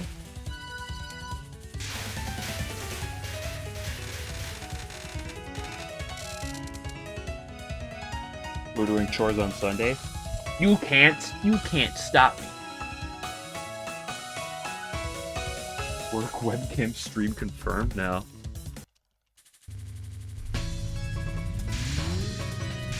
Maybe I'll send you a picture of all the beer and shit sometime, but you're not getting your work vlog. I hate to break it to you. Here's me putting beer away. Oh, here's me putting more drinks away. Oh, we got a semi-end. Here's me unloading some beer.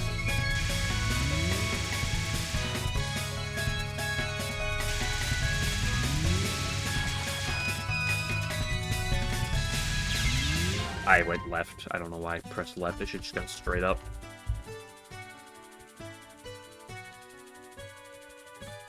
I don't drink.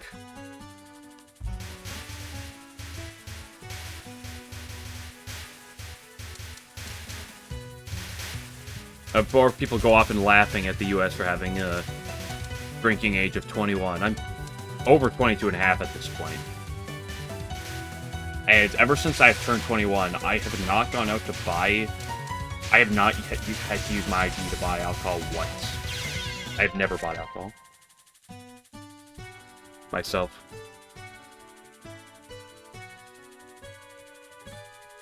Yes, because we're all sipping from it. We're all sipping from the drinks before we sell them and then resealing them, clearly, is what is happening.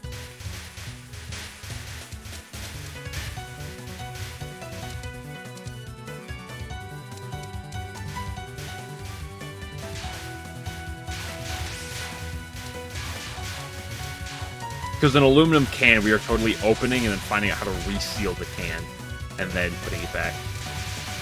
And then resealing the package it comes in as well.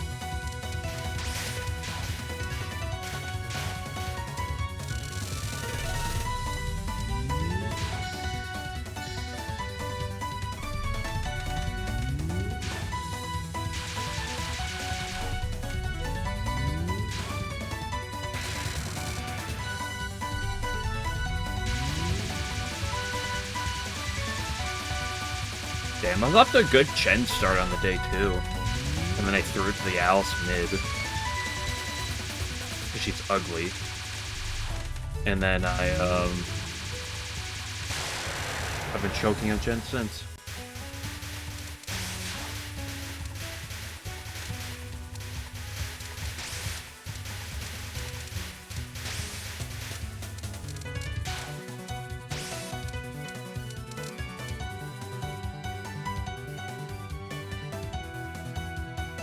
I mean, free. I mean, there's break-ins and stuff that some people grab, like broken cases that are to be dumped. People will snag things from those because I mean they're to be dumped. We can't resell a lot of that stuff. Non-alcoholic. We're not legally allowed to take anything alcoholic home from that pile.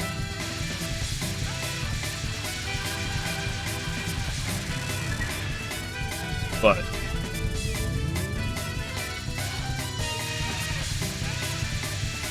generally, you can, all employees can buy up to 2 cases of things per week at the store discount price.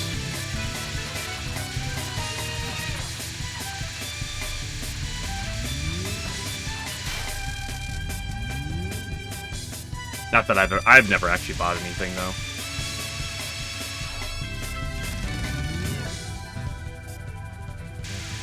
No pop, no soda.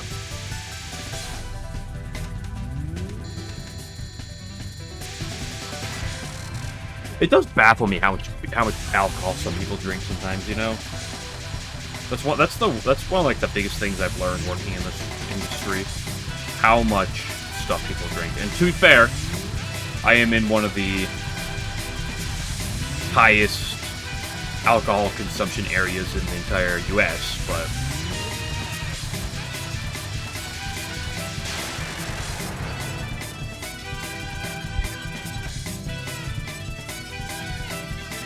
it's wild that there are people who will buy a 30-pack of Busch Light and then drink it all in less than a week.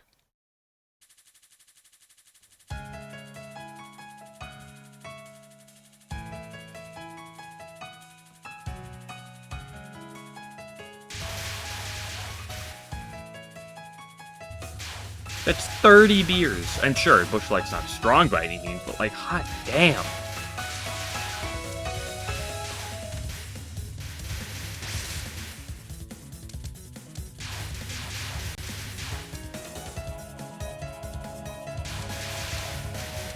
I mean, don't get me wrong, we have our craft stuff that's a lot, that gets a lot more. And we do have foreign stuff, too. We have our German beers, we have our other things.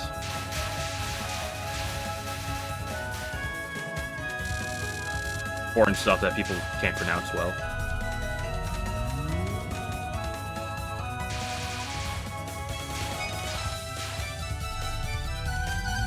What German beer? Which ones do we carry? Well, there's the Hofbräu. I think that one's German. There's the Weinstefaner, I think it's pronounced. I couldn't tell you for sure. I think that one's German. There's some other foreign ones. I think there's a couple German ones mixed in, but I couldn't tell you all of them. No, I certainly don't have any of those. It's not like we're going to have a ton of German stuff. And also, more importantly, even if they do exist and some places sell them, other distributors will have their own fair share of things too. It just depends on who has the brand for it.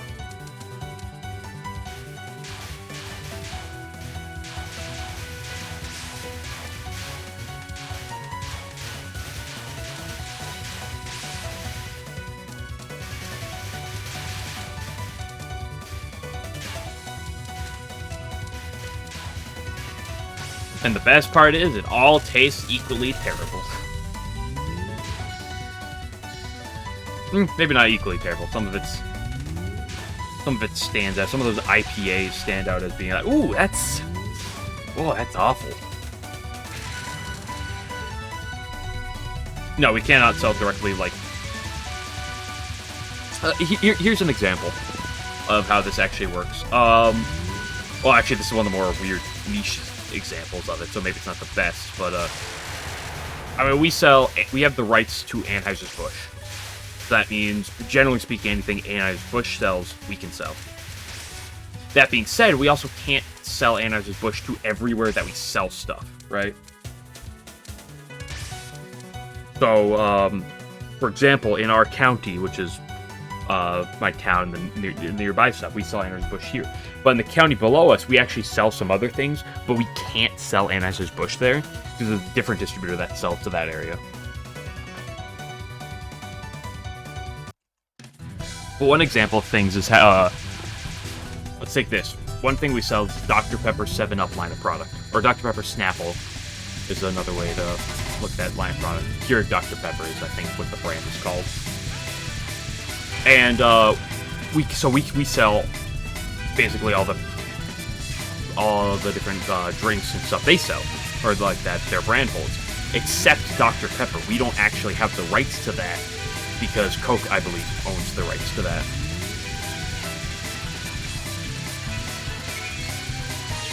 Oh, I tapped up much.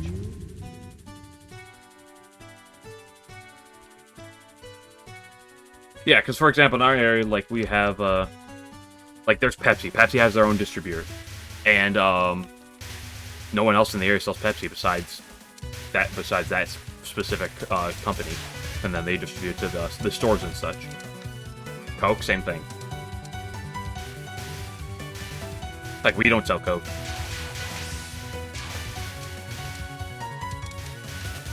Partially because cocaine's illegal, but.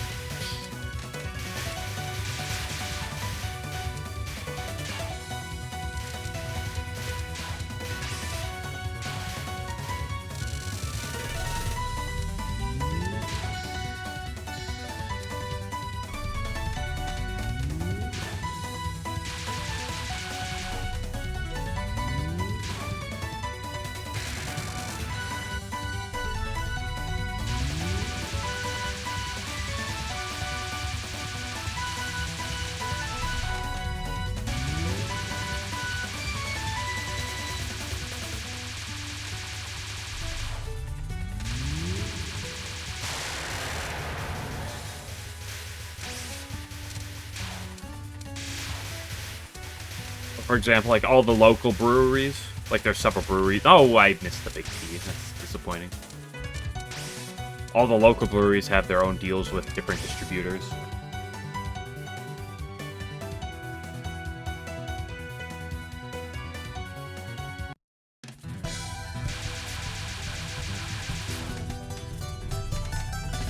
Like there's a lot of different Michigan brands. We carry some, but there's other distributors in the area that carry some of the others.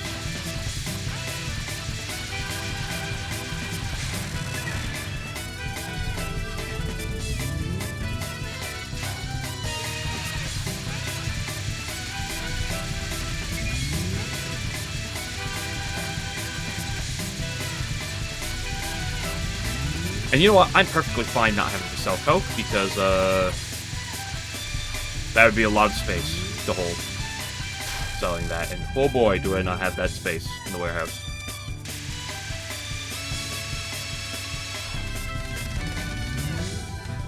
If we had Coca-Cola, we'd probably have to double the size of our warehouse. Maybe that's a slight exaggeration, but it's not the furthest from the truth.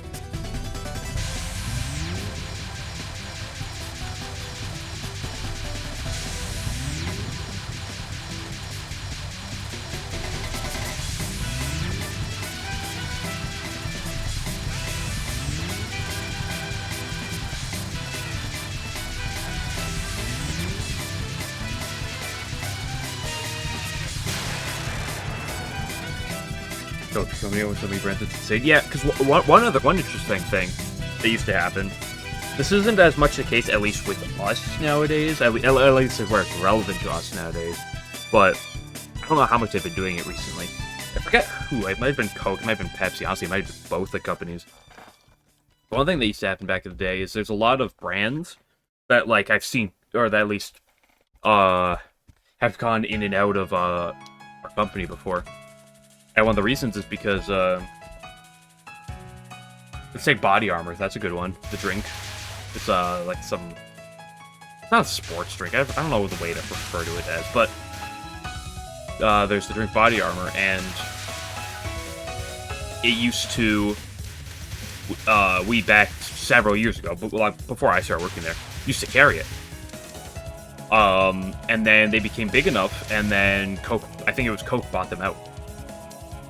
Or at least bought the rights to them, and then so like their distributor started selling them. That's one thing that Coke and Pepsi did. Instead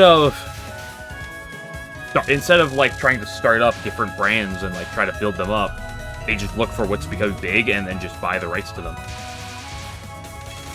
It's not like it causes the company that currently has them to go under or anything, but usually the selling rights or some shit. I don't know how all that high-end, top-end stuff works. I don't work in sales. But instead of spending millions in R&D and stuff, just see what's booming and then buy it out.